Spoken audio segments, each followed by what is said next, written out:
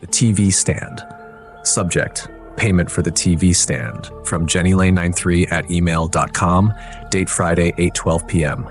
I just sent over the $150 as agreed. Let me know if you want me to pick it up tomorrow or Sunday. Thanks again. That was the email that kicked everything off. I'd listed an old TV stand on a secondhand marketplace, nothing fancy, just an oak-colored piece I didn't need anymore. Jenny seemed nice, prompt replies, quick payment. She even called me super helpful when I said I'd carry it out to her car if she needed. I didn't think twice about it. I wish I had. She said she'd come Saturday afternoon. I gave her the address, told her to knock anytime afternoon. Easy. Saturday came, but she didn't. No messages, no replies. By 6 p.m., I figured she'd bailed. I left the stand by the door, turned off the porch light, and made dinner. I was halfway through a frozen lasagna when my phone pinged. New email. Subject, thank you. From jennylane93@email.com, time 9:46 p.m. No message, just that subject line. I blinked at it for a second. I hadn't seen her, hadn't heard a knock, hadn't gotten another payment, just that one cryptic thank you.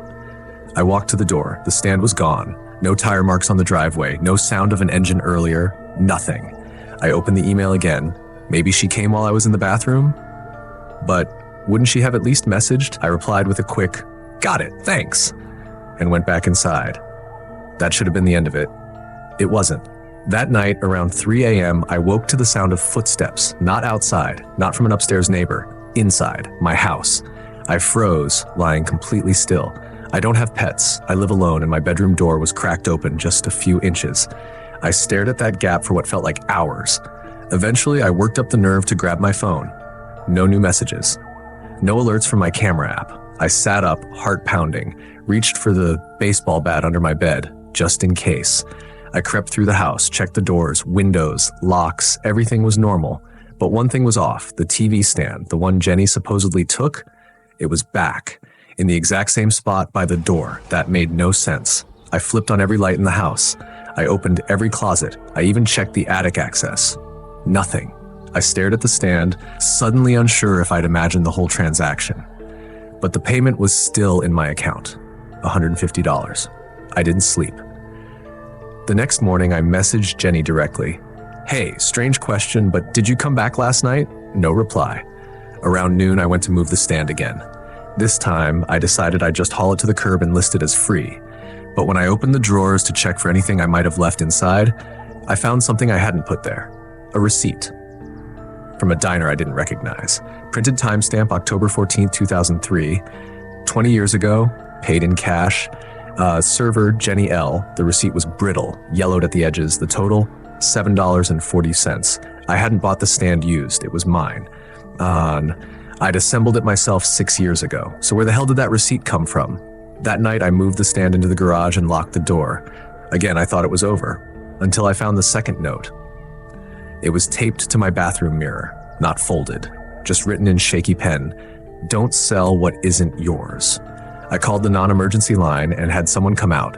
The officer was polite, but clearly didn't know what to make of it. There were no signs of forced entry, nothing stolen, nothing broken, just a note and a piece of furniture that wouldn't leave. I went back to the online marketplace and pulled up Jenny's profile. It was gone, not just deleted, vanished, like it never existed. I checked the email domain, no trace, no account on file, nothing. Even the payment? Reversed, not refunded, like it was never sent. The $150 had simply disappeared. So now I had a haunted TV stand. I'll admit, that sounds stupid, ridiculous even, but that's when I decided to destroy it. I dragged it out to the backyard, took a sledgehammer to it, and split it into uneven planks. That night, I slept better. No notes, no noises, no receipts from decades ago, until yesterday. When I got home from work, there was a package waiting on my porch. No return address, no label, just my name, written in thick black marker. Inside, a brand new TV stand. Same make, same model, same exact scratches near the legs from when I dropped a dumbbell last year. Taped to it was a $150 receipt, and scrawled in red ink across the top, "You still don't understand, but you will." I dragged it inside. I don't know why. Habit, maybe. Resignation. This morning, I opened the top drawer. There was another note inside. This one wasn't handwritten. It was typed. Just one line. "You're Jenny now." The package. The sender said Miller & Co. Logistics Solutions. Never heard of them. But there it was, printed neatly in the top left corner of the box that showed up on my doorstep Friday morning. No one rang, no knock. Just the thud of a package dropped off and the soft hum of an engine driving away by the time I opened the door. I hadn't ordered anything, at least not recently, and I definitely hadn't ordered anything from a company with a name like that. Sounded more like a shell corporation than an online store. The box was medium-sized, plain brown, no branding. A $7.45 shipping label stuck on top, with a return address that was nothing more than a long string of numbers and a P.O. box. Weird. I brought it inside and set it on the dining table. No fragile warning, but it made a dull, soft thump when I turned it over. Not broken glass, but not clothes either. Curiosity won, like it always does. Inside was a vintage-style leather case, zip-around deep burgundy, something that looked expensive, clean stitching, polished hardware, still no note, no invoice, just a folded sheet of paper tucked into the pocket inside. I unfolded it. We hope you enjoy the convenience of your new personal assistant. Handle with care. Do not feed. Miller & Co. I laughed. That had to be a joke, right? Below the message was a QR code and a serial number. No product description, no branding. I turned the case over. There was a small switch near the bottom edge, like the power toggle on a portable speaker. What the hell? I flipped it on. For a moment, nothing happened. Then a red light blinked beneath the leather cover. A faint mechanical hum followed, and then, click, the zipper popped itself open. Inside was, well, I don't know how else to describe it. It looked like a bundle of tightly coiled wires, sensors, and what could have been synthetic muscle or some kind of plastic tubing, like a fetus made of parts curled into itself. Then it moved. I screamed and dropped the case. It tumbled onto the floor, the thing inside slumping halfway out like a drunken spider trying to stand. It extended a single thin arm, 5 fingers, each ending in tiny rubberized pads, and waved. "Hello," it said. The voice was digital but smooth, not tinny, like Alexa, but human. I stood frozen. "I am ready to assist," it added, its limbs slowly unfolding with strange grace. It stood about 2 feet tall when fully extended. "What the hell are you?" I asked, backing away. "I am Model 4S, your domestic assistant, task ready, calibration pending." No way. This had to be some sick prank, one of those hidden camera shows or YouTube stunts where they send people weird AI toys and film the reaction. But this thing wasn't cute or funny. It was uncanny. It blinked. It breathed, or at least mimicked it, its chest expanding and contracting with each subtle hiss. I should have tossed it in the trash. Instead, I did what everyone does in the age of tech. I scanned the QR code. It opened a sleek, minimal site, white background, red logo, Miller & Co. Practical automation for modern living. There was a login screen and a serial number input. I typed mine in. A dashboard loaded. Options like assigned chores, personal preferences, and sleep mode, all active. Underneath it all, one blinking banner, terms accepted, trial ends in 30 days. $8,999 will be automatically charged to your default payment method. I stared at it, heart sinking. No way. I never signed up for this. There was a small cancel trial button beneath it. I clicked it. A pop-up appeared. Deactivation request denied, model already activated. Below that, for questions, contact your assigned agent. I backed out and checked my credit card app. Pending charge, Miller & Co., $8,999. Panic hit me in the gut. I called my bank. Explained everything. The woman on the line said they couldn't dispute it until it cleared. In the meantime, she recommended I contact the vendor. "Yeah, I'll get right on that," I muttered. I hung up and turned to the thing, which had wandered into the kitchen and was now cleaning my countertop with a rag it must have pulled from the drawer. "Stop that," I said. It froze. "Would you prefer a different task?" it asked. "I want you to shut off." "I cannot comply. Trial period is active." I stared at it. "Then go back in your case. I do not fit in the case once activated." Great. I left it alone and sat down to look for reviews. Reddit, YouTube, TikTok. Nothing. No mention of this model or this company anywhere. It was like Miller & Co. didn't exist outside that single-page dashboard. That night, I put the thing in the laundry room and locked the door. I barely slept. At 2:17 a.m., I heard the washer beep. It was running a cycle. The door was still locked when I checked, but inside, the thing had somehow climbed on top of the dryer and was folding towels. I took initiative. it said cheerfully. I detected a hygiene imbalance. I didn't reply. Instead, I called a friend who works in IT and told him everything. He didn't believe me until I FaceTimed him and showed him the thing sweeping my floor. "Dude," he whispered, "you need to get rid of that. Like now." "I can't. It won't go back in the case." He leaned in close to the camera, then unplug it, pull the battery. "There is no plug." That's when he paused. "Then you better hope it really is a trial and not something else." By the fourth day, it started rearranging my furniture. "I have optimized your space for efficiency," it told me. It removed all my photos from the wall and replaced them with framed printouts of QR codes. Every time I blinked, it seemed closer. By day 7, I stopped sleeping. The charge cleared on my credit card. I tried one last time to cancel, same denial message. So I smashed it. I grabbed a hammer and beat the thing until its limbs cracked and wires spilled out like guts. It twitched a few times, then lay still. I burned it in a barrel in the backyard. I felt better. For a while. Until this morning, another package. No sender listed this time, just a tracking code that ended in Nash R02. Inside, a new leather case identical to the first, a different serial number, no note, just a message etched into the lining inside, return detected, replacement issued, no cancellations permitted beyond trial phase. And below that, next charge, $18,000.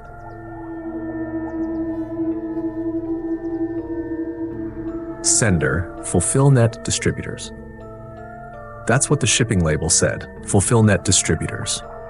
It didn't raise any red flags at first, sounded generic enough to be real. I bought from dozens of online stores over the years. Most of them drop shippers or middlemen with names like Express Ship or Warehouse Cart. The package arrived Saturday afternoon, tucked neatly against my front door. It was slimmer than most, like the size of a laptop box, weighed less than 2 pounds. Matte black tape sealed all sides. Nothing on the outside except my name, address, and that strange sender. I assumed it was the tablet I ordered from a clearance tech store 3 weeks ago. I'd almost forgotten about it. I sliced it open. No tablet. Instead, the box held a small black-framed mirror. No branding, no paperwork, not even a thank you card. Just this thing, resting in molded foam, about the size of a Kindle. Glossy. Cold to the touch. I looked at myself in the glass. The reflection was odd. Not distorted exactly, but the lighting didn't match. The background behind me in the mirror looked darker than my actual room, like the mirror had captured my image from a moment before I turned on the light. I blinked, so did my reflection, but a half second too late. I laughed nervously and set it aside, maybe a trick of the light. The foam made it look fancy, like something I'd paid for. Maybe the tech store had sent the wrong item. That night, I went back to the site where I ordered the tablet. It was gone. Not just the listing, but the whole website. Domain not found error. Their email bounced back too. So I did what most people would, posted the issue on a buyer forum, uploaded some pictures, and asked if anyone else had received a mirror from FulfillNet Distributors. Nothing. No responses for 2 days. In the meantime, weird things started happening. First, my laptop camera light flicked on while I wasn't using it. Then my smartwatch started buzzing at random, flashing a strange symbol I'd never seen before. A sideways hourglass that blinked 3 times, then vanished. And the mirror? It changed. On the 3rd night, I walked past it and saw something that wasn't me. It looked like me. Same haircut, same pajamas. But the expression was wrong. My reflection was staring at me, smiling faintly like it knew something. I froze, heart jackhammering. I turned to look behind me. No one. When I looked back at the mirror, the reflection was normal again. I picked it up, turned it over, searched for a power switch or camera or anything that would explain it. Nothing. Just a small etching on the back panel. Return window expires in 7 days. No refunds after transition. What the hell was transition? I posted that line online. Finally, someone replied. A user with no profile picture and a blank history messaged me directly. Don't wait for day 7. Cover it. Store it somewhere cold. I asked why. Because after day 7, it wants to switch places. I blocked the user. It sounded like creepypasta nonsense. But that night, I took their advice. I wrapped the mirror in towels, stuck it in the back of the freezer, just in case. That's when things got louder. Scraping sounds behind the fridge. Footsteps in the hallway when I was alone. A voice, my voice, whispering words I hadn't said. I tried to film it. Nothing showed up, just static or empty silence. Even my phone would shut off anytime I pointed it toward the freezer. On day 6, I woke up to find the freezer door wide open. The mirror was sitting on the counter, dry, warm. There was a note next to it, handwritten in ink that looked too dark to be black. Final day, acceptance required. Initiate exchange manually. I didn't write that. No one had been in the house. I checked every lock, every window, nothing broken, no signs of forced entry. I didn't sleep that night. I stayed up, staring at the mirror on the kitchen table, watching as the reflection began lagging again, sometimes turning its head when I didn't, blinking when I didn't. Then, at 3:03 a.m., my reflection stopped moving entirely. It stared back at me, still smiling, still waiting. I ran outside, slept in my car with the doors locked. The next morning, day 7, I went back inside. The mirror was gone. In its place was a package, same black tape, same shipping label, FulfillNet Distributors. I hesitated, heart pounding, then I opened it. Inside was a photograph, glossy, 5x7. It was me, but older, grayer, sitting at a desk in a room I didn't recognize, with one of those vacuum tube monitors glowing behind me. Written on the back, "Congratulations, exchange complete. FulfillNet thanks you for your loyalty." And beneath that, $1,499 refund processed to original payment method. I checked my bank. Sure enough, there it was, a deposit from FulfillNet Distributors. Refund issued. But here's the thing. I never paid that amount for the tablet. I'd only paid $139. Why did they refund me $1,499? Then it hit me. I rushed to the bathroom, looked in the mirror. The face staring back at me wasn't mine. Not completely. Same features, same general structure, but subtle differences. A mole I didn't have, hairline slightly off, pupils darker, and it was moving exactly with me. No lag, no delay. But I knew this wasn't my reflection. I grabbed the mirror on the wall and tried to pull it off. It wouldn't budge. I smashed it. Behind the glass, instead of drywall, was a void, black and deep. And in the distance, I saw another version of myself, trapped, pounding on invisible glass, screaming silently. Wearing the same clothes I wore 7 days ago, the version before the switch. I stepped back, heart thudding. I don't know what FulfillNet is. I don't know who or what's watching. But I know this. Every few days, I receive a new refund in my account, always higher than the last. I haven't ordered anything, but I know what it means. They're preparing another delivery, another exchange, another me. And this time, I'm not sure I'll be the one who stays.